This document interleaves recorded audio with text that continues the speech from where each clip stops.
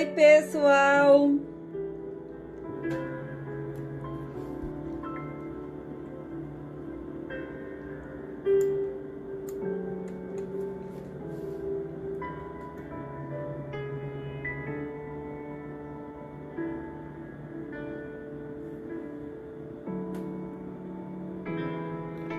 Sua avó? Oi! Ah, Serena, tudo bom? Deixa eu ver aqui.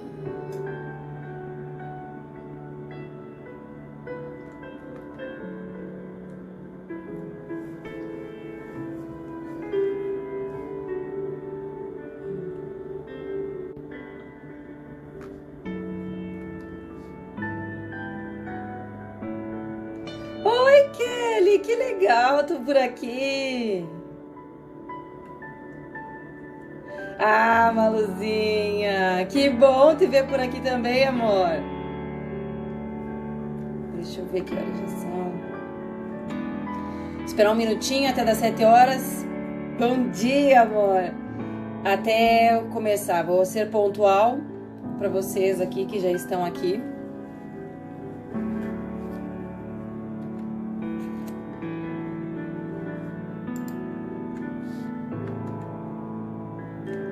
Oi, meu amor. Que bom te ver aqui.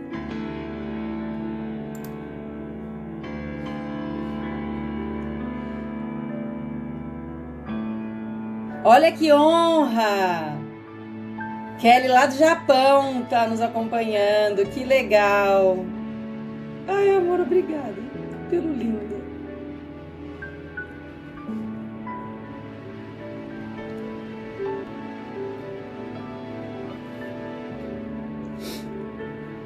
Pessoal, vou esperar mais um minutinho só, tá? Agora, deixa eu ver a hora que é. 7 horas. Um minutinho e a gente já vai começar.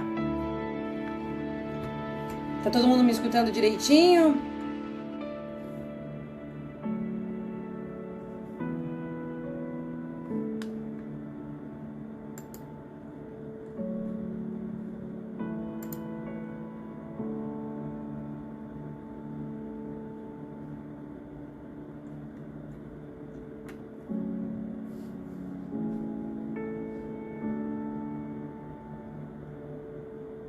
Ótimo.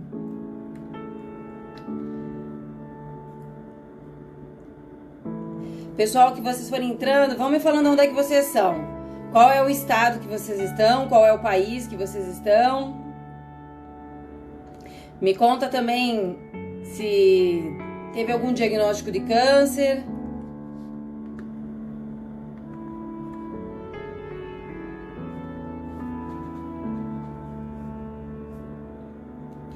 Bom, agora já são 7h01 e eu vou ser pontual, eu vou começar as lives no horário combinado, até para respeitar vocês que estão aqui 7 horas. E para quem não me conhece ainda, eu sou Daniele, eu sou casada com esse homem lindo, Leandro, tenho 2 filhos e eu resolvi fazer essa live, gente, porque eu tive um questionamento de uma pessoa quando eu falei que eu tive um diagnóstico de câncer e ela estava querendo entender sobre a Germânica, sobre o meu aplicativo, e ela fez uma pergunta para mim que eu achei muito interessante. Ela falou: olha, Dani, bom, se tu entende da Germânica, se tu sabe exatamente o que causa o câncer, né, tu explica tão bem isso, então tu necessariamente não pode ter um diagnóstico de câncer novamente. E eu achei aquela pergunta fantástica, porque eu disse assim, ó, não, peraí, eu vou ter que explicar isso numa live. E aí aqui estou para explicar qual foi o meu diagnóstico, quando foi, quando eu tive recidiva, quando eu tive metástase, e mostrar que câncer, apesar de ser uma palavra extremamente agressiva, né, extremamente desanimadora, digamos assim, ela não é o fim do mundo. E se a gente mudar o olhar, a gente vai conseguir mudar tudo ao nosso redor. É fácil? Não, não é. Não é. Em 2016, eu tive um diagnóstico de melanoma, e um melanoma maligno. E esse melanoma... Bom dia, Rô! Que bom te ver aqui. eu tive esse diagnóstico em 2016. Um dia antes eu descobri que estava grávida. E no outro dia eu descobri que eu estava com câncer. E aí, assim, ó, eu já falei e falo, e vou repetir diversas vezes, eu tenho uma fé muito grande, porque eu creio realmente que Deus é muito presente na minha vida. E é Ele que me cura, é Ele que me capacita, é Ele que me dá a condição de fazer, inclusive hoje, o que eu tô fazendo. Enfim, fui no médico, aí deu o resultado, tive o resultado, né, do melanoma. Ele falou, olha, então eu já vou te encaminhar para um oncologista. Aí eu falei, não, tudo bem. Eu já sou da área da saúde, eu sou fisioterapeuta de base, mas tenho formação em enfermagem também, já sabia o que era o melanoma. E fui atrás do oncologista. Chegando lá no oncologista, ele ficou meio surpreso porque eu estava grávida no primeiro trimestre e ele nunca tinha pego uma gestante com melanoma, então eu precisava fazer a cirurgia. Porém, a cirurgia, ele não sabia exatamente quanto de anestesia ele ia poder me injetar, não sabia absolutamente nada com relação a nunca ter operado uma gestante antes. E aí ele começou a me explicar e tal, daí eu fui conversando com uma equipe médica, enfim, né, anestesista, enfim, e começamos a mexer os trâmites pra conseguir... também tô com saudades. Olha que jeito louca, né? Eu vou falando e vou conversando com as pessoas. Gente, aí eu fui atrás de fazer a cirurgia. Ele me explicou tudo que ia acontecer, né, durante a cirurgia. Ó, Dani, eu não sei qual é o estadiamento, né, do câncer. Eu não sei qual é o estadiamento que está o câncer. Então a gente vai fazer a cirurgia, vai fazer a pesquisa do linfonodo sentinela para ver se já se atingiu os gânglios linfáticos ou não, para daí sim continuar com o que vai ser daqui para frente, se vai ter tratamento, se não vai, se vai ser só a cirurgia mesmo. E ele explicou tudo isso, eu falei, tá bom, doutor, não tem problema não. Aí ele até questionou, inclusive eu falei isso no hospital num vídeo em 2019. E aí eu falei, tudo bem, desse jeito que eu tô falando pra vocês. E aí ele falou assim, mas nossa, que esquisito, né? Eu geralmente quando dou uma notícia pra uma pessoa que tá com câncer, geralmente ela entra num estado de choro muito intenso, ela quer já encaminhamento pro psiquiatra, quer os psicólogos, isso é o de praxe, né? Ele disse, mas agora eu tô falando pra ti que tá grávida, que eu não sei se tu vai levar a tua gestação adiante, eu não sei se tu vai poder ter esse filho, eu não sei como que é o prognóstico, quanto tempo tu vai viver, enfim. E aí eu falei pra ele assim, eu disse, é verdade, doutor, mas quem me cura tem nome e eu não acredito que ele vai dar um câncer pra que eu possa morrer, pra que mate meu filho.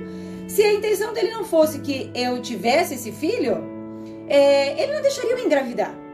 Então eu acredito realmente que ele vai me curar e eu vou ter o meu filho normalmente. Fui pra cirurgia, fiz, não deu nada nos meus gânglios linfáticos, eu fiz a cirurgia, retirei, vida nova. 2019, recidivou o melanoma com metástase, dito pela medicina tradicional como metastático. Então eu tive um melanoma nodular metastático em 2019. Onde eu fiz a cirurgia de retirada, onde ele estava com um nódulo na minha panturrilha esquerda, né? Na realidade, na parte medial, na parte de dentro da perna. Na parte de dentro do meu maléolo, ali onde fica, eu vou mostrar para vocês depois, no pé, na parte de dentro, próximo ao pé. E eu tive também a infiltração para os gânglios linfáticos. Então assim, aí o negócio mudou de figura e eu realmente tive que fazer a cirurgia. Então eu fiz esvaziamento ganglionar, então eu não tenho mais gânglios linfáticos da virilha, né? Eu esvaziei, fiz esse esvaziamento ganglionar, eu fiz a retirada de todos os tumores da perna, enfim, todos estavam com metástase. Eu fui diagnosticada com o meu melanoma, ele não é solar. Depois eu vou falar sobre isso, porque todo mundo associa muito ao sol. O sol, sim, é um agressivo para a pele, sim. Porém, o meu melanoma, ele é um melanoma que não é solar. Então, ele é um melanoma que eles falam mutável. Então, eu tenho mutação genética em 98%. Pela medicina tradicional, constatado isso. Então, eu tenho o BRAF, que eles falam mutado. E é isso que gerou o melanoma, tanto que não foi o sol, foi essa mutação genética que foi comprovado pelos exames. Enfim, fiz os exames, fiz a imunoterapia por 1 ano e meio e nesse meio tempo eu conheci a Germânica. Porque eu escutei um vídeo de uma pessoa falando, dando uma chamadinha assim rápida e falou sobre o melanoma. E aquilo me caiu muito bem, porque eu disse, não, realmente tem a ver com isso mesmo. O que é essa nova medicina que eu falo tanto e que eu gosto tanto e que eu vivo ela? Porque quando eu falo algo pra vocês, eu geralmente falo de algo que eu vivenciei. Eu ou alguém próximo de mim vivenciou. Geralmente sou eu que vivencio. Eu nunca entendi o câncer como uma sentença de morte. Nunca achei que fosse morrer de câncer. Continuo não achando. Nunca pensei que eu nunca pudesse superar isso, né? Ah, eu vou morrer disso. Não. E isso quer dizer que eu não tive medo? Não. Não quer dizer que eu não tive uma crise? Sim, eu tive um dia que eu me permiti chorar. E foi nesse dia que eu chorei, que eu me esvaziei, que eu disse, não... Porque eles não sabiam quando que ia operar, se ia operar, como é que fazia, porque eu tava grávida na primeira vez. E isso realmente me deixou muito apreensiva e eu chorei. Porque eu disse assim, poxa, meu filho tá crescendo aqui dentro de mim, como que isso vai ficar? E como que eu consegui ressignificar tudo isso, né? Primeiro, eu falo que a gente tem que conhecer.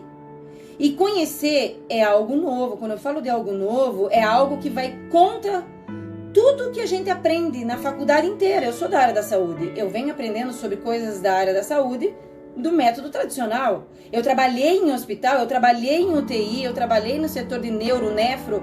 Enfim, eu sei como que funciona fisiologicamente falando. Mas essa nova medicina, ela me deu uma outra realidade do que realmente são as doenças e como o nosso corpo reage a tudo isso. E foi isso que foi tão libertador.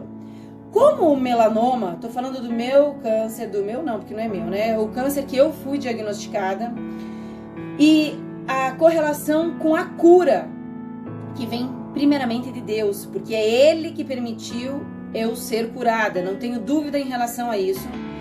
E o conhecimento do meu corpo, como que o meu corpo reage biologicamente. Quando a gente começa a fazer essas analogias, tudo vai ficando muito mais fácil e a gente passa a entender que um determinado sintoma, em 90% dos casos, é fase de cura. Dani, como assim? Que loucura é essa? Como é fase de cura? Sim, infecção, inflamação, tudo é fase de cura. Dor de cabeça é fase de cura, enxaqueca. Então, assim, tem muitas coisas que a gente não entende como que funciona biologicamente, por isso que a gente acaba tomando remédio, fazendo coisas que muitas vezes prolonga essa fase de cura. E como que eu consegui ressignificar? Eu comecei a estudar germânica e aí assim, ficava sempre uma coisa no ar. Eu comecei a pesquisar muito. Se eu falasse pra vocês, a germânica, eu fiz a primeira sessão, eu consegui ressignificar? Não consegui. Foi difícil, bati de frente, falava, não é possível, não acredito que eu vou ter que mudar esse tipo de visão. Melanoma, ele é um conflito de ataque tanto figurativo quanto ataque à integridade. O que acontece com relação a isso? Eu sou uma pessoa, isso faz parte das minhas crenças, da minha personalidade. Por isso que eu falo que cada um responde com uma intensidade e uma forma diferente de ver as coisas. Às vezes a mesma coisa que eu posso vivenciar, outra pessoa pode vivenciar de uma outra forma. Mas eu estou falando especificamente de mim. O que aconteceu? Eu vi que tinha a ver com esse conflito de ataque. E eu sou uma pessoa que eu tenho alguns valores muito fortes. E assim, automaticamente, eu não admito ninguém que, por exemplo, bata de frente com aquilo que pra mim é um valor muito forte. Por exemplo, eu sou uma pessoa que realmente... Eu prefiro apanhar, mas apanhar feio, do que ou escutar uma verdade que seja extremamente cruel, do que uma mentira boba. Isso pra mim é um ataque. Isso pra mim é como se a pessoa estivesse me esfaqueando. Eu não acredito, porque aí o que acontece? Eu tenho uma sensibilidade muito grande com relação à mentira. Então, a pessoa me mente e eu sei que ela tá mentindo, eu ainda dou a possibilidade, ainda mais se eu souber se eu tiver a nítida certeza de que ela tá me mentindo, eu ainda dou a possibilidade dela me falar a verdade. Eu vou fazendo algumas perguntas para dar a possibilidade dela me falar a verdade. porque senão aquilo eu não entendo bem. Outra coisa que pra mim é um ataque, vamos supor, a medicina germânica, que hoje eu ressignifiquei muito isso. Mas vamos falar da medicina germânica, que é uma medicina que não é uma coisa normal para a maioria das pessoas. Parece algo de ponta cabeça. Então tu imagina uma pessoa que tem câncer, um diagnóstico de câncer, um diagnóstico de melanoma, que para a medicina convencional é um câncer extremamente rápido, metastático e que mata muito rápido. O matar muito rápido, para muitas pessoas, quando recebem esse diagnóstico, elas já morreram ali. O diagnóstico é o grande problema. Então, se a pessoa não mudar esse olhar, realmente vai acontecer várias coisas no organismo que ele vai responder e a pessoa vai virar óbito, sim. Então, eu falo que a mudança é difícil.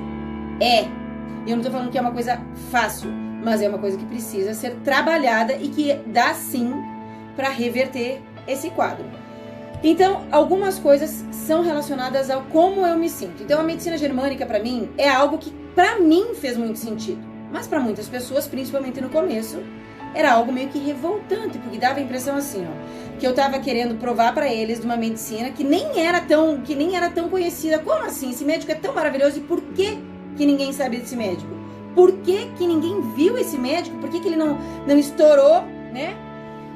E a gente sabe que isso tem muito a ver com a relação de indústria farmacêutica. A indústria farmacêutica é quem manda no mundo. Hoje eles fazem propaganda de Tylenol na televisão. Eles te induzem o tempo inteiro a tomar medicação. Para a indústria farmacêutica não é interessante uma pessoa se autocurar, até porque isso vai reverberar em bilhões. Então, assim, ó, tem muita coisa, muita politicagem por trás disso que faz com que a nova medicina germânica não se expanda. Só que eu falo assim, as pessoas que, vamos supor, me questionavam, eu levava como se fosse um ataque pessoal. Então, vamos supor assim, uma pessoa chegava para mim e falava assim, não, quando eu tive o diagnóstico da segunda vez do melanoma metastático, enfim, e que eu tive,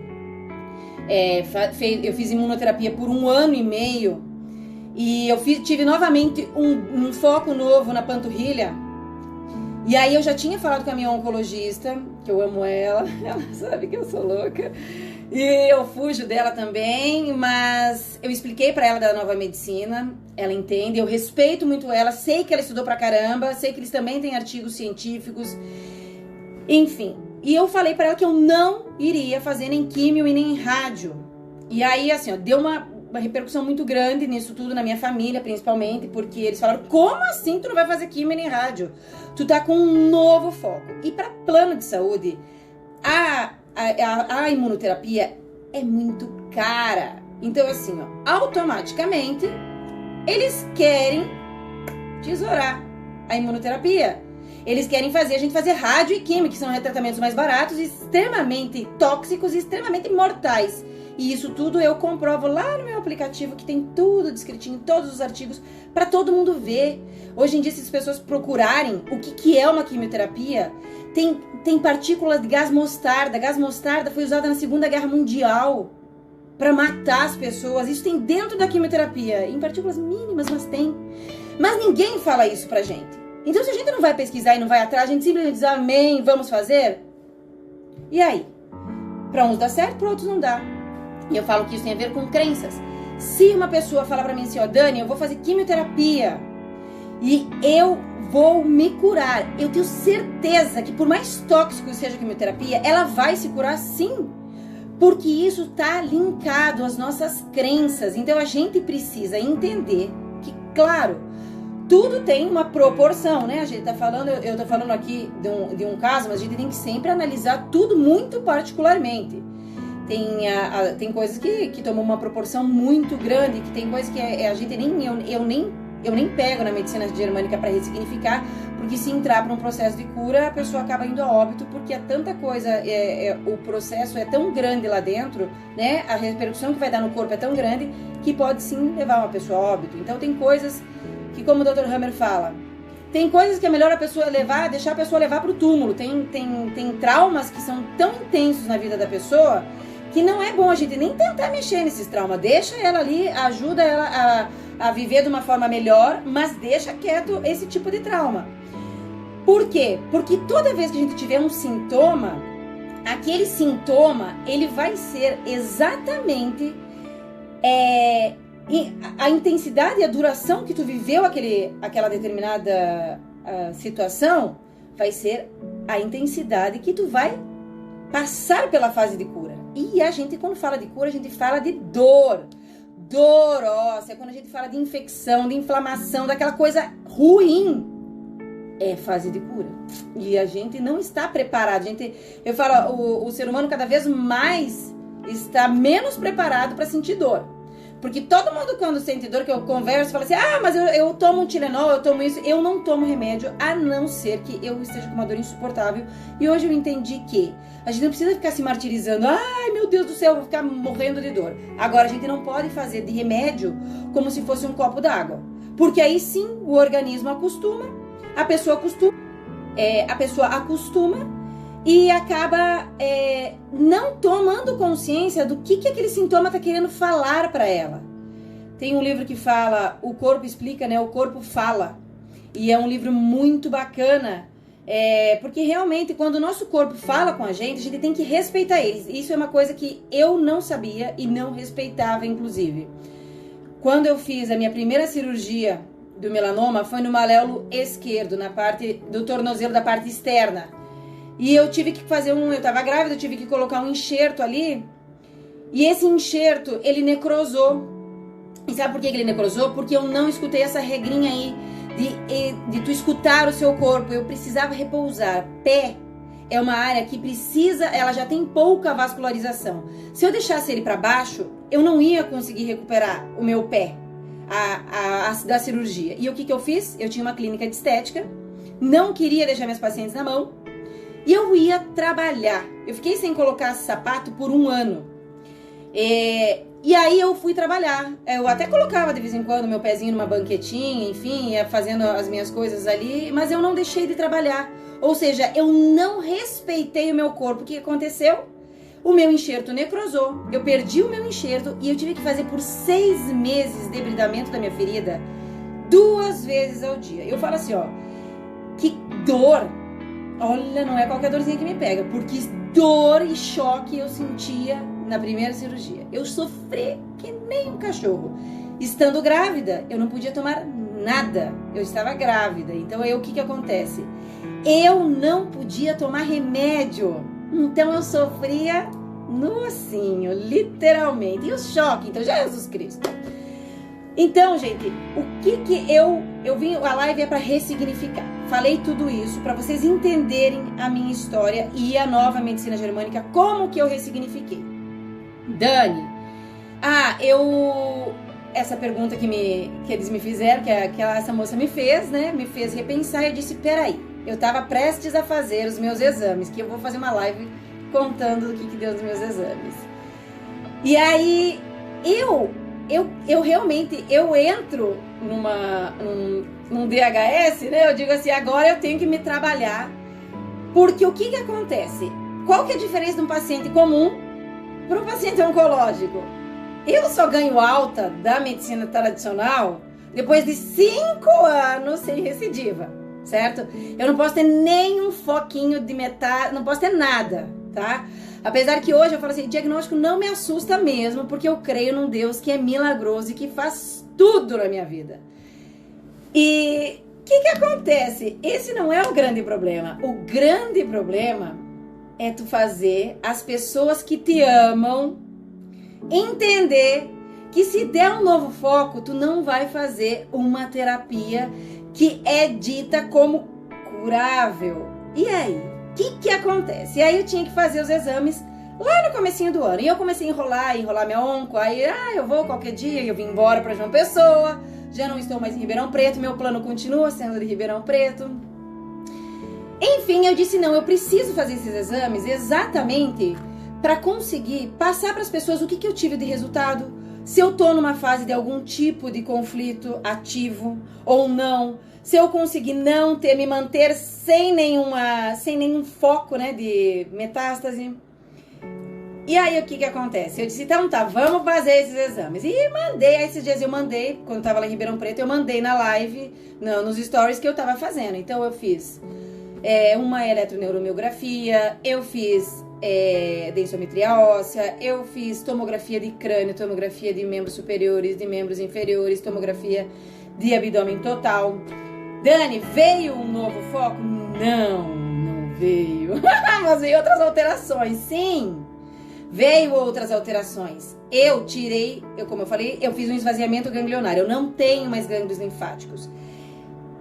Aonde o tumor cresceu, certo? Ali na minha panturrilha, na parte de dentro da minha perna, formou um nódulo. Ele cresceu, pressionou um nervo, que é o nervo safeno. Tanto que quando eu tive o diagnóstico do melanoma, ele estava em dúvida se era melanoma ou neuroma do nervo safeno. Por quê? Porque eu tinha muita sensibilidade, ninguém podia encostar na minha perna porque eu pulava, eu tinha muito choque. O que aconteceu? O nervo safeno é um nervo 100% sensitivo. Então eu sentia choque. O que aconteceu? Eu fiz a cirurgia, só que na hora da cirurgia, ele não estava pressionando o safeno, eles deram uma lesada no meu safeno. E essa lesão é irreversível. Irreversível entre aspas, porque Deus reverte qualquer coisa. E aí, o que acontece? Então, eu tive 2 nervos aí baleados. O safeno e o sural. O do lado de fora do pé e o do lado de dentro da perna inteira. Então, o que aconteceu? Eu comecei a ter muito choque, muita dor. Acordava no meio da noite com muita dor, muito choque. E eu falei pra vocês que eu não gosto de tomar medicação, mas chegou um dia de noite que parecia que eu tinha feito a cirurgia naquele dia. E eu fui pra cozinha, eu queria tomar um Tramal. Gente, eu não tomo remédio, eu queria tomar um Tramal. Meu marido chegou na cozinha e disse: "O que tá fazendo aí? Tá ficando louca?" Eu disse: "Eu vou tomar um Tramal, não tô mais aguentando." Eu disse: "Tô a noite inteira me batendo, tô a noite inteira." Eu disse: "Eu não tô mais aguentando." Foi por isso que eu fui fazer os exames. Cheguei lá em Ribeirão, deu essa lesão. Então, assim, ó, ele falou pra mim: "É irreversível, agora tu vai só controlar os sintomas, porque eu sei que o sintoma é terrível." Eu disse: "Exatamente, acertou, é terrível, é horrível." E aí eles falam de bloqueio. Eu não gosto, fisioterapeuta por si só odeia qualquer coisa que seja de bloqueio, né? A gente injeta corticoide na articulação, não gostamos por quê? Depois eu não vou desfocar do assunto. Falou em bloqueio, e eu falei com uma médica minha, amigona minha, e ela falou: "Dani, teu diagnóstico de neuropatia periférica, né? De safeno e sural, eu tenho carta branca para fazer uso de cannabis, que eu acho sensacional o uso de canabiol. Inclusive, eu vou depois fazer uma live específica sobre isso, porque eu estou liberada para fazer uso do canabiol. E como que ele vai agir? Ele vai anestesiar essa sensibilidade, essa hipersensibilidade que acontece na minha perna. Ele faz o quê? Ele anestesia. Ele não deixa isso ficar tão estralando, porque assim, é uma dor, é uma sensação que não tem como explicar pra vocês. É como se eu tivesse o tempo inteiro levando choque na perna, o tempo inteiro. E aí, o que acontece com relação a isso? Eu tenho que ressignificar isso, porque senão isso vai piorando, porque é uma incapacidade. Vocês concordam comigo? Eu tenho uma incapacidade. A minha perna, se eu ficar muito tempo em pé, ela vai gritar. Se eu ficar numa determinada posição, ela vai gritar. Então, assim, ó, ela me limita. E não é de agora. Ela já vem me limitando desde a minha primeira cirurgia. Então, o que acontece quando a gente precisa ressignificar um melanoma, tá? Porque aqui estamos em questão, eu tô falando da minha, mas eu quero que vocês façam uma analogia com a vida de vocês, ou de repente com o prognóstico de vocês. Gente, eu sei que tem bastante gente me escrevendo aqui, eu não sou muito coordenada pra falar e ler, mas eu espero que isso aqui fique registrado, porque eu vou responder um a um de vocês, cada pergunta de vocês que vocês fizeram aqui pra mim, tá? Me perdoem por eu sou muito nova em live, então eu vou fazer devagarinho, mas eu vou responder um a um. Se eu não conseguir, se eu não achar, eu vou gravar um story falando pra vocês, e vocês me repostam essa pergunta no meu direct, que eu vou responder uma a uma, tá bom, amores? Então, voltando ao assunto com relação ao ressignificar. Quando essa paciente então falou isso, eu disse: "Meu Deus do céu, e agora? Não posso ter nada. Como que assim não vai poder ter nada? Meu Deus, e os meus conflitos? Vocês acham que eu não tenho conflito? Claro que eu tenho conflito." Mas olha só como isso sobre o ataque à integridade tem tudo a ver com a nossa personalidade. O ataque à integridade é um ataque à integridade. Eu vou dar um exemplo muito prático com relação a isso. É algo que é uma opinião de uma pessoa que se torna como se fosse um ataque pessoal. A pessoa deu a opinião dela e aquilo entrou com... tipo assim, eu dei a impressão que a pessoa tava mirando a arma pra minha cara e atirou. E na realidade, ela só tá expressando a opinião dela. É fácil? Eu tenho certeza que pra muitos de vocês vai ser super fácil. Pra mim nunca foi. Eu sou uma pessoa assim, que se eu falar assim, ó, eu vou fazer, não me interessa o meio, eu vou fazer. Eu falei que eu ia fazer um aplicativo, eu faço o aplicativo. Só que isso é bom e é ruim. Tudo tem o seu lado bom e o seu lado ruim. Porque às vezes se eu falar pra ti, eu vou fazer uma coisa e no fundo do meu coração eu não quiser fazer, eu vou fazer aquilo porque eu falei que eu iria fazer. E na realidade, não precisa ser assim. Eu posso seguir o meu coração e dizer, olha, realmente eu me arrependi, eu não tô a fim de fazer. Então, o ataque à integridade, se alguém aqui me assistindo de melanoma, tenho recebido muitas mensagens, inclusive tenho várias consultas de melanoma, inclusive melanoma de coroide. Então, se alguém tiver de melanoma, se manifesta aqui pra mim e fala se faz sentido isso, se pra vocês também é assim. Tudo bem que melanoma de coroide não deixa de ser um conflito de ataque também, mas tudo a gente tem que ver, relacionar ao órgão específico. Como que a gente vai saber isso? O órgão, a gente tem que saber qual é a função do órgão. Olho, não é enxergar? A visão serve pra quê? Toda vez que a gente for relacionar um determinado conflito, é osso, é músculo, é tendão, é linfonodo, o que é? Qual é a função do órgão? O meu foi melanoma. E o meu foi na perna. E o porquê foi na perna? Foi no pé. A primeira vez foi no pé. O pé serve pra quê? Serve pra chutar. O pé serve pra empurrar. O pé serve pra correr. Não é isso que serve o pé? O meu conflito de ataque tem a ver com isso. Depois eu tive na perna. A perna serve pra quê? Para as mesmas coisas.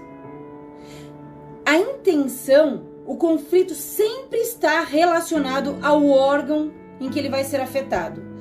Foi a minha audição. O que eu estou ouvindo que eu não gostaria de ouvir? Ou o que eu não consigo digerir que eu estou ouvindo? O que não me entra? Tenho várias coisas para falar para vocês, que fiquei esses dias quase 100% surda. Vai ser outra live que eu vou fazer. Enfim, aí, para te ressignificar, eu falo de mudança de olhar. Como que tu vai mudar o olhar de algo que te feriu muito? Algo, alguém. É fácil? Não é fácil, gente. É bem difícil. É bem difícil, mas se tu não fizer isso, tu tem que entender que quem vai pagar é tu mesmo. Infelizmente. Dani, mas a pessoa vai pagar. Sim, ela vai pagar e isso é com Deus. A gente tem que parar de querer fazer justiça com as mãos e entender que quem faz justiça por nós, quem nos justifica é Deus. É Deus. Se a pessoa foi malvada contigo, se a pessoa te traiu, se a pessoa te largou, se a pessoa te trocou, independente se tiver uma terceira pessoa envolvida, o acerto vai ser dela com Deus. Não adianta tu falar assim, eu vou me vingar. Fez, então agora vai pagar. Então a gente tem que entender que o ressignificar é uma mudança no olhar. E mudar o olhar, muitas vezes, é mudar a gente. E mudar a gente é fácil? Não, não é. Mas ela requer uma única decisão: mudar. Esses tempos, tava eu almoçando com a minha sogra e com o meu marido. Vou falar mais uma vez de um exemplo do conflito de ataque e o que é o ressignificar. E aí tava falando daquele rapaz, aquele DJ lá que bateu na mulher, né? Com o menininho, com a criança pequena, enfim. E eu tinha assistido no Fantástico. E eu me revoltei. Eu fiquei com tanta raiva do cara, fiquei com tanto ódio dele. E aí na mesa saiu esse assunto. E aí, a minha sogra e o meu marido, eles fizeram um comentário. A gente tem que ver o contexto geral da situação, né? Tem que ver o que aconteceu pra ter chegado nesse desentendimento, né? Nessa agressão. Quando eles falaram isso, Jesus Cristo, eu me transformei. Eu disse, o quê? Então vocês estão falando que ele fez certo, que o que ele fez com a mãe... Eu entrei numa loucura. Eu peguei aquilo como se eu tivesse apanhado. Isso é um ataque à minha integridade. Isso é um DHS. Ao contrário do que todo mundo pensa, Dani, um DHS tem que ser uma coisa muito grave. Algo... Não. Um DHS tem que ser algo impactante. Alguma coisa que te pegou desprevenido e que tu reage como se fosse lutar ou fugir. Essa sim é um DHS. E eu comecei a ficar tão louca, eu fiquei tão brava, mas eu fiquei tão brava. Eu comecei a atacar eles, literalmente. Eu comecei a defender. E eu comecei a olhar, meu marido saiu dali de perto, eu disse, vou deixar ela com as loucuras dela, Ele foi saindo. Eu saí, vim pro quarto e disse, não é possível, aquilo começou. E aí eu olhava meu marido, eu queria matar ele. Eu disse, meu Deus do céu, como que ele pode pensar uma coisa dessas? E aí eu fui no banheiro, fui escovar meus dentes, aí eu comecei a respirar e disse, o que eu tô fazendo? A situação nem é comigo. Eu tô ficando louca, eu tô pegando algo que eu vi na televisão e tô trazendo pra minha vida como se isso fosse eu tivesse sido atacada, o meu marido tivesse me batido e eu tô atacando eles como se isso fosse real. E não é real. É real pra ela, no mundo deles, né? Isso aconteceu, isso é uma coisa que me transtorna, sim. Agressão, mentira, isso são coisas que são muito fortes pra mim. Eu tive um pai alcoólatra que batia na minha mãe. E eu amava meu pai. Eu amava numa paixão meu pai. Eu sempre enxerguei meu pai como um doente. Eu nunca enxerguei meu pai como a pessoa que ele era quando estava bêbado. Eu amava meu pai. E eu fiz enfermagem porque eu falava que eu ia cuidar dele no final da vida. E no fim ele morreu e eu me formei. Eu nem queria mais me formar. Tava no final do meu curso e eu já não queria mais nem me formar. Porque eu disse quem eu queria tratar morreu. Até que chegou um dia uma enfermeira e falou pra mim assim, acorda, o pai morreu, mas tu pode cuidar de outras pessoas, tu pode dar aquele amor e aquele carinho que tu queria dar pro teu pai pra outras pessoas, e foi o que eu fiz. E eu realmente fui muito feliz quando trabalhei no hospital. Era muito palhaça, eu era muito palhaça no hospital, eu levei várias advertências por causa disso, enfim, mas isso é ressignificar, é tu pegar uma situação ruim, uma situação que te agride, uma situação que para ti é insuportável e mudar esta visão.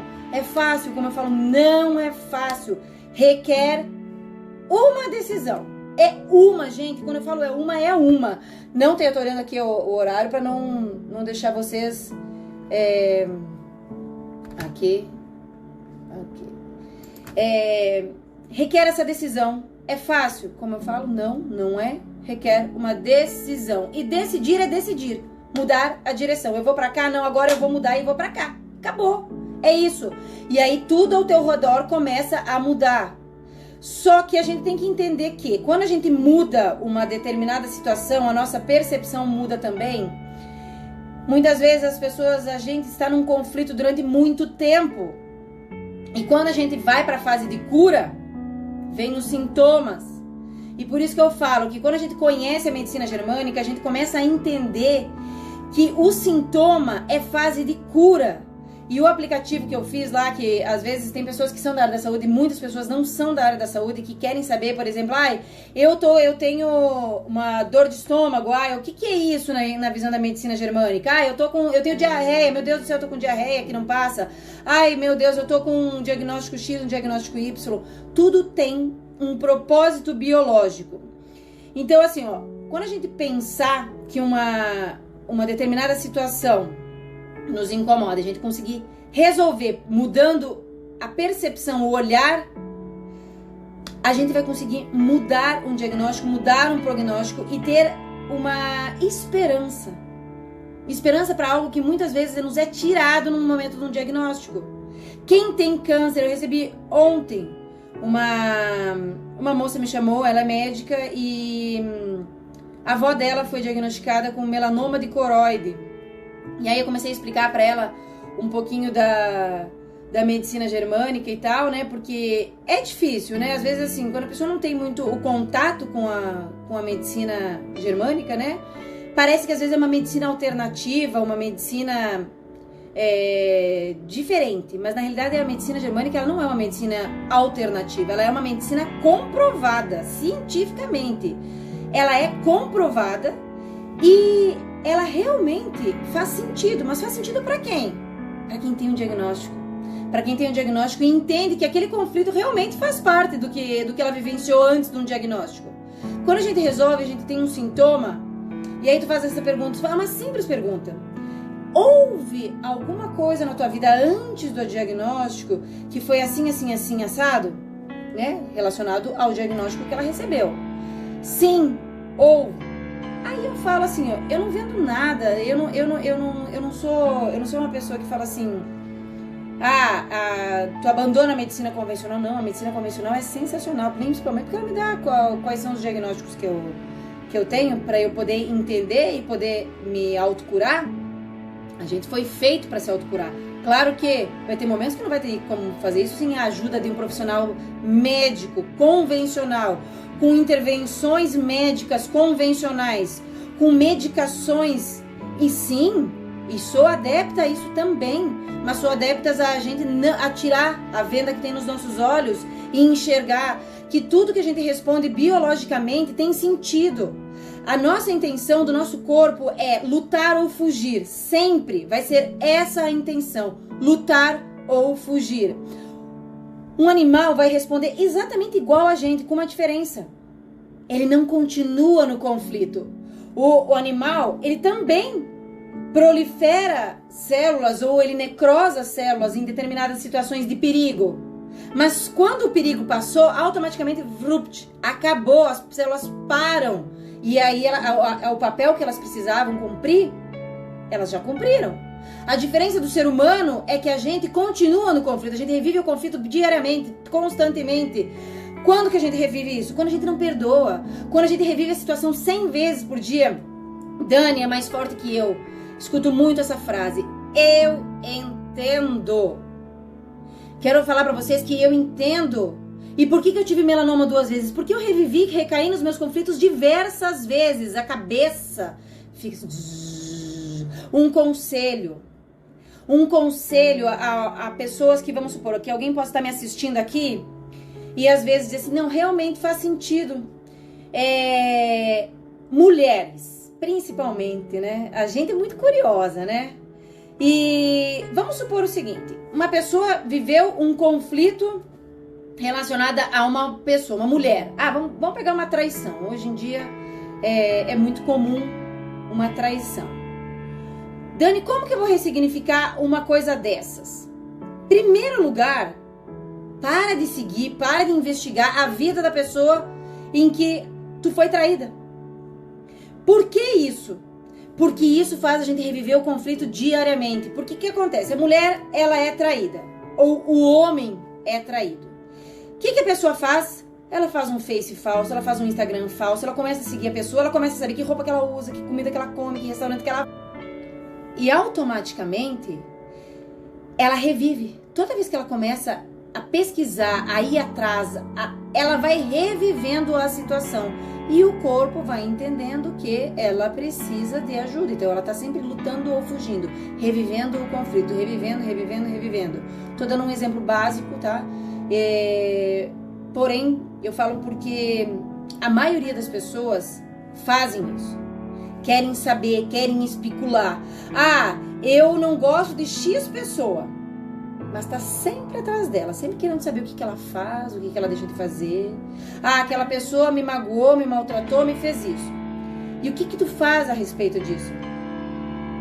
Entendeu? O ressignificar muitas vezes é perdoar. E perdoar é a coisa mais difícil que existe no planeta Terra. Eu perdoei. Não perdoo. No fundo, tem uma mágoazinha lá. Tu tem um negocinho que, se fizer assim, reacende tudo. Então, o ressignificar, ao contrário do que muitas pessoas me perguntam, porque fazem curso, pessoas da área da saúde, pessoas que não são da área da saúde, que já fizeram curso de germânica, e elas me falam assim, Dani, ressignificar uma vez só, nunca na tua vida. Ressignificar é diário. Eu ressignifico o tempo inteiro que eu me senti atacada, eu tenho que mudar a visão do meu olhar. Por quê? Porque quanto mais rápido eu ressignificar algo que me incomoda, menor vai ser o meu sintoma. Isso não quer dizer que eu não vou ter sintoma. Eu vou responder sim. Pequenininho, mas eu vou. Como? Uma diarreia, vomitando. Tem coisas que são conflitos que são indigestos. Por exemplo, nesse dia que eu falei pra vocês, com relação ao meu marido e a minha sogra, que eles foram expressar a opinião deles e eu que me senti atacada, literalmente atacada. E aí eu fui, quando eu tava olhando lá pro meu marido, que eu queria matar ele, eu disse, não, gente, peraí, eu ressignifiquei isso. Pera, gente, é só a opinião deles, eu tenho que respeitar isso. Ou eu acho que todo mundo vai aceitar a germânica, vai achar que faz sentido. Não! Pode não fazer sentido para muitas pessoas e eu tenho que respeitar isso. E eu tenho que parar de achar que isso é um ataque pessoal, porque senão eu vou sofrer com isso. Aí eu olhei pro meu marido, eu fui lá, eu dei um beijo nele e eu falei, me desculpa, realmente eu me alterei. Eu me alterei. E eu me alterei, gente, bem alterada. E aí, o que aconteceu? Logo depois eu tive diarreia. De um conflito, de raiva indigesta, um ataque pessoal de algo que eu não digiro. Então, o que aconteceu? Eu digeri automaticamente e o meu corpo entendeu, ó. Pode relaxar aí, ela já resolveu. Diarreia. Então, a gente tem que entender. Aí vocês fazem uma correlação. Ah, poxa, eu tô com tal sintoma. Pra que serve aquele órgão, aquele tecido? Né? Qual é a função dele? Ah, escutar, é ver, é falar, é cheirar. Qual é a função dele? Vai ser relacionada a esse órgão que vou responder com o sintoma. Esses dias eu estava em Curitiba cuidando da minha mãezinha. E aí teve uma amiga minha que eu olhei pro olho dela, ela tava de manhã, tava de um jeito, de tarde ela tava de outro, né? O olho parecia uma conjuntivite do olho esquerdo. Eu falei, quem tu perdeu de vista? Mas eu falei zoando, né? Eu disse assim, quem tu perdeu de vista? Ela olhou e falou pra mim assim, meu Deus, o meu filho. Eu disse, sério? Ela disse, sério.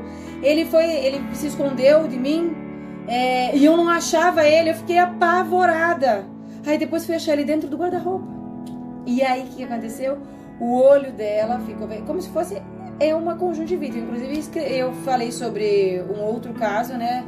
Lá no podcast. Então, assim, ó, tudo que acontece, o sintoma, ele é relacionado ao órgão afetado.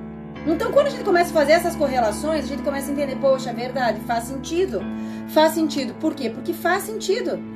Quando a gente entende que tudo tem um sentido biológico, e isso eu não tô falando pra ninguém ir no médico, vamos resolver todos os conflitos. Não, o médico é importante.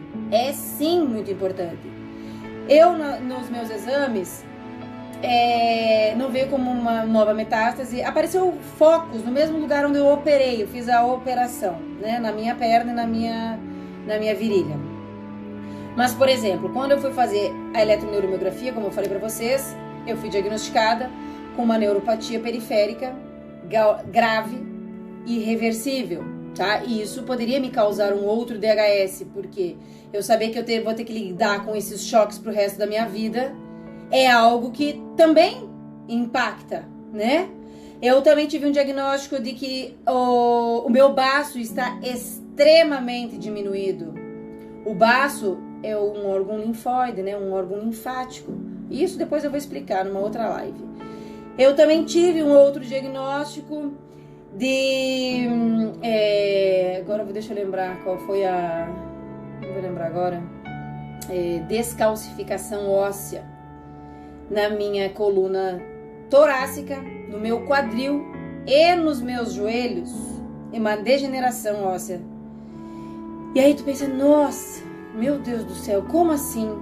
E aí depois eu vou fazer com vocês a correlação do que tem a ver todas essas alterações que apareceram com os conflitos que eu vivo. E eu estou em fase ativa. E mas Dani, como assim tá em fase ativa? E aí, como é que tu vai ressignificar isso? E quando eu ressignificar, eu tenho que estar preparada para o sintoma. Porque o osso dói. Quando a gente começa a ressignificar, é fogo. Mas tem a ver sim com conflitos que eu ando vivendo. Um deles é um conflito de desempenho. Joelho é conflito de desempenho. Eu não consigo mais fazer o que eu fazia antes. da forma com que eu fazia antes. Porque o choque me atrapalha. A dor me atrapalha. E aí o que acontece? Eu acabo entrando em conflito de, poxa, minha perna não funciona mais do jeito que funcionava antes. Tá, mas e aí? Vou ficar revivendo isso? Eu vou mudar o olhar. Mas se eu falar pra vocês que o meu choque acabou e que Deus mais uma vez fez um milagre na minha vida. É verdade, gente. Já estava indo atrás de fazer uso do canabiol. E isso é um milagre que eu quero contar aqui pra vocês. Eu já fui atrás dos médicos, enfim, né? Porque como eu tava tendo realmente muito sintoma e tava realmente me incomodando e me atrapalhando, eu já fui atrás de fazer uso do canabiol, porque é uma medicação que entra na segunda lei biológica. Então, assim, ó, ele me ajuda a passar para a fase de cura rapidamente, porque a gente tem receptores canabiol no nosso corpo. Só que eu fui no culto de domingo e nesse culto eu fui curada. Foi um culto realmente foi um culto para doenças específicas, e eu fui lá no altar e eu fui literalmente curada. E se eu falar pra vocês assim, Dani, como assim? Não tem mais choque? Não! É isso que eu falo, que Deus é tão maravilhoso, não tenho mais choque. Gente, aqui ó, eu consigo pegar, o meu marido não conseguia encostar na minha perna. Não conseguia. Eu não conseguia colocar nada na minha perna, porque descia como se fosse um reflexo. Zum! Minha perna inteira. Eu não sentia a minha perna, eu tinha uma parestesia, uma dormência constante na minha perna, com um choque constante na minha perna e dor. Então eu ficava sentada, em pé, eu tinha dores 100% do dia. E eu não tenho mais. Então esse é um outro milagre. Ressignificar, gente, é mudar o olhar, sim. Mas ressignificar principalmente é tu acreditar que tem uma força muito maior do que a gente pensa ou do que a gente imagina que pode nos curar. Essa força na minha vida é Jesus Cristo, em quem eu creio, acredito veemente e que faz parte de todas as minhas curas. E por que eu falo que a fé da gente é algo que realmente cura a gente? Porque muitas das vezes o ressignificar é um sentimento que está entronizado lá dentro e que a gente não consegue se não tiver a ajuda do Espírito Santo. A gente não consegue perdoar por si só, a gente não consegue ver muitas coisas por si só. A gente realmente precisa de Deus para nos ajudar. Porque muitas vezes perdoar uma pessoa ou alguém que nos feriu, que nos magoou, que nos maltratou, que nos judiou, é fácil? Não, porque a gente é humano. E a gente não perdoaria assim facilmente. Mas quando a gente pede ajuda para Deus e entende que é Ele que nos dá força e é Ele que luta por nós, a gente entrega, literalmente a gente entrega nas mãos dele e realmente tudo muda. Tudo, é tudo. Quando eu falo é tudo, é tudo. Quando a gente confia em Deus, eu confio em Deus 100% em tudo da minha vida, em tudo. Eu saí de Ribeirão Preto, cheguei em João Pessoa, do nada. Gente, simplesmente eu falei pro meu marido, eu entreguei o apartamento, em 30 dias nós temos que mudar. Eu tô ficando louca, né? Não. Eu tinha tanta fé que a minha vida ia prosperar, que eu ia conseguir fazer tudo que eu queria fazer, que ele ia conseguir o emprego que ele sempre quis. Tudo ia acontecer. E, gente, tudo aconteceu exatamente como eu imaginei, orei, planejei e agi. Não adiantava nada eu ficar orando, pedindo e não mudar. E não ir de encontro à ação. Por isso que a oração é orar e agir. Ah, eu quero perdoar uma pessoa. Ah, eu quero ressignificar uma mágoa. Eu quero...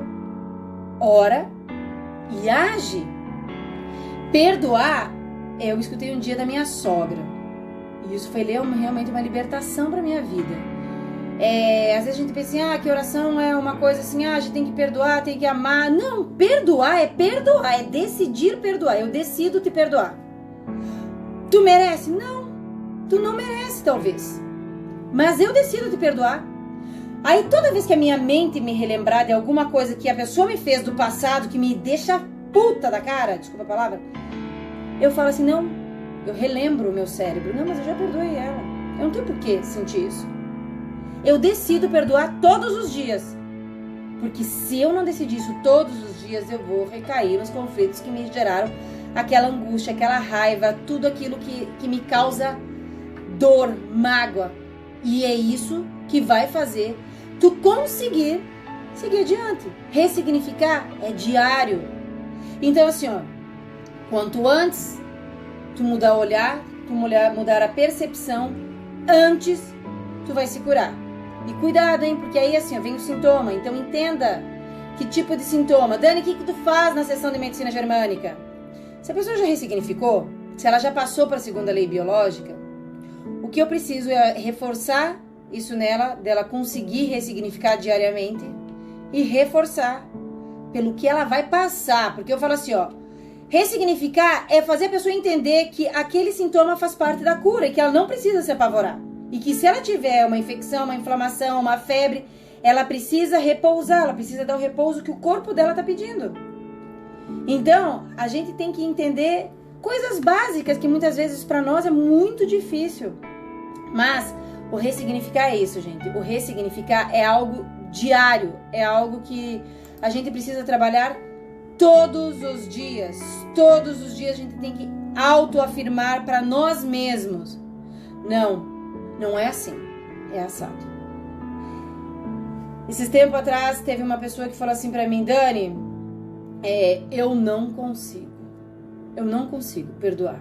Eu não consigo perdoar minha mãe, eu não consigo perdoar meu pai.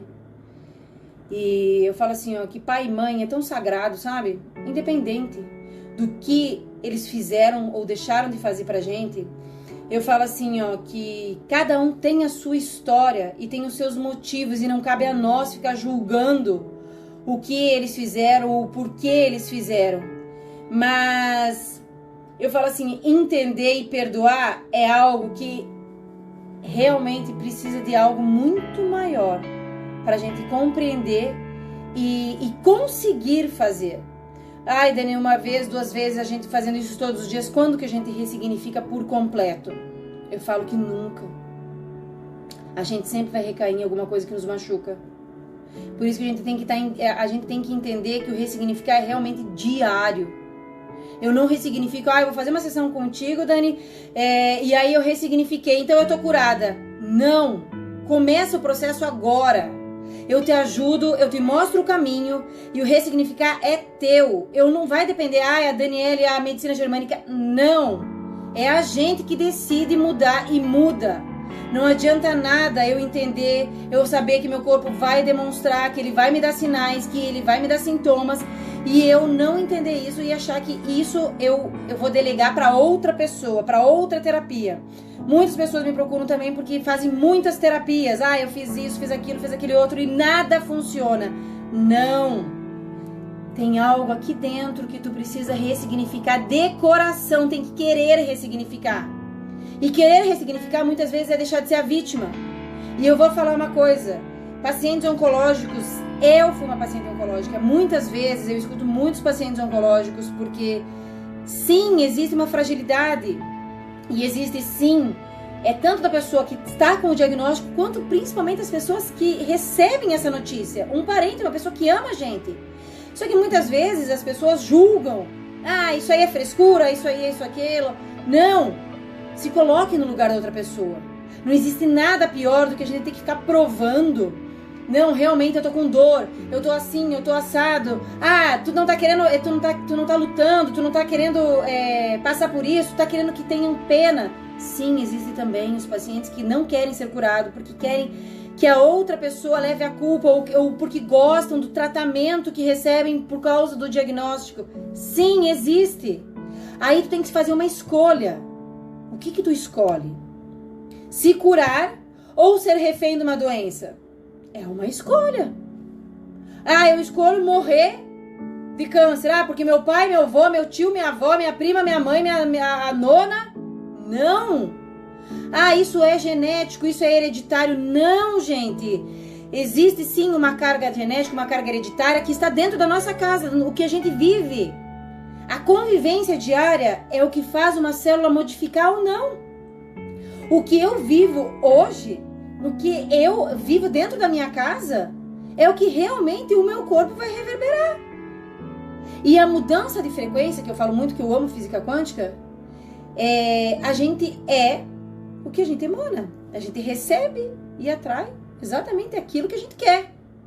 Se a gente ficar numa frequência baixa, a gente não vai atrair coisas altas. A gente vai atrair exatamente aquilo que a gente pensa. Então, começa a mudar os teus pensamentos. É fácil. É uma decisão. Não tem jeito. Ou decide, ou decide. Quando uma pessoa recebe um diagnóstico e fala, eu vou morrer de câncer, ela vai morrer de câncer. Infelizmente. Porque eu falo que um pensamento, uma ação, uma atitude, ela vale para os dois lados. Tudo que eu falar vai acontecer, tanto pro bem quanto pro mal. Se eu achar que uma doença vai me matar, automaticamente eu vou estar atraindo isso, eu vou estar pensando nisso 24 horas e o meu corpo vai estar respondendo a isso. E vai chegar uma hora que o corpo vai estar com tanta coisa, com tanta carga, que ele não vai ter mais condição de se recuperar. E um paciente não morre de câncer, viu, gente? Um paciente morre por falta de energia. Um paciente de câncer morre caquético, ele morre porque ele não tem mais energia. Eu já tive sem energia? Sim.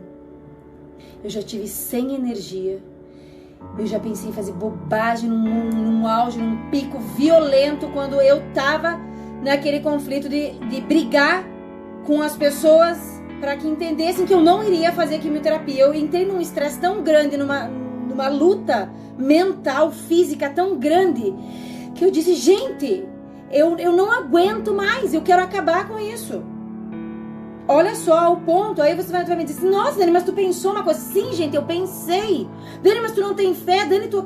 Sim, eu tenho fé, eu acredito em Deus. E é isso que me travou. É isso que me segurou. Mas no momento de uma angústia, no momento de uma raiva, no momento... Tu quer acabar com aquela dor. E aí eu liguei pra minha oncologista e falei, gente, eu tô assim. Ela falou, Dani, relaxa. Graças a Deus que tu teve isso. Ela se demorou, hein? Ela disse, ela chamou que eu estava numa crise aguda, que ela chama de burnout, né? E ela falou assim, isso precisava acontecer. Ela disse, gente, eu nunca vi uma paciente oncológica que nunca teve uma crise. Foi bom isso. E aí depois eu relaxei, eu respirei e a vida continuou. Orei, chorei e falei, Deus, é o Senhor que vai ter que fazer o milagre, porque se tiver que acontecer, o senhor já sabe que eu vou morrer, porque eu não vou fazer isso, eu não vou fazer químio nem rádio. E aí, vocês já sabem o resto. Gente, eu não quero me prolongar muito, deixa eu ver aqui que horas são exatamente 8 horas. Falei mais do que o homem da cobra. E eu espero poder ter ajudado vocês a entenderem um pouquinho do que é o ressignificar uma doença crônica, como que o nosso corpo responde a tudo isso. E se vocês tiverem alguma dúvida, me chama no direct, eu vou responder. Eu não sei nem onde grava isso, porque tem muitas pessoas que não puderam estar aqui e pediram para eu gravar. Eu espero que eu consiga fazer isso. Se alguém souber, me dá uma dica aqui que eu já vou ler. E aí eu vou responder todas as perguntas que vocês fizeram, viu, pessoal? Aqui. E se eu não conseguir, como eu já falei para vocês me mandem lá no direct que eu respondo vocês, cada um particularmente. Tá bom, pessoal? Dá um joinha aí se vocês curtiram. Me dá um alô, me dá um feedback. Tá bom? Beijo no coração de vocês.